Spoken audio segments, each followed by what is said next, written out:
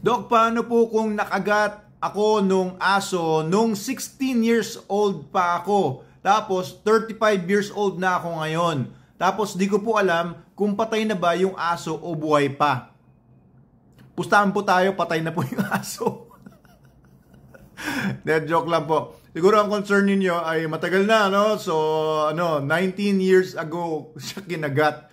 Tapos, hindi niya alam. Siguro, ang tanong siguro niya ay kung kailangan ba siya matakot kung may rabies ba siya or wala. Usually po, no, ang ano po kasi, ang window period ng rabies or yung period from the time of biting hanggang sa lumabas na yung sintomas sa inyo ng rabies, yung medyo nababaliw-baliw na yung tao, mga ilang months lang naman po yan.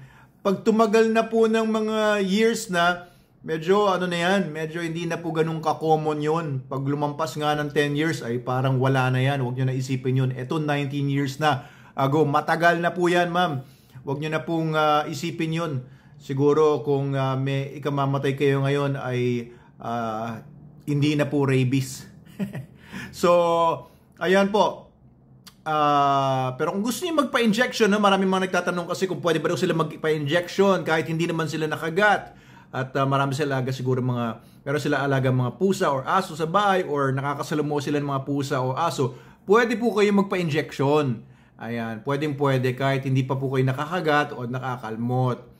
Pero kung kung kinakabahan pa rin po kayo kung magkakarabis kayo dahil sa nakagat kayo ng aso 19 years ago, ay huwag nyo na po isipin nyo, kalimutan nyo na po yan. Marami kasi mga hindi makaget over, kagaya ni Sir or Ma'am Zeri, K3. Oo, kalimutan nyo na po. Parang parang matagal ng pag-ibig na nawala na.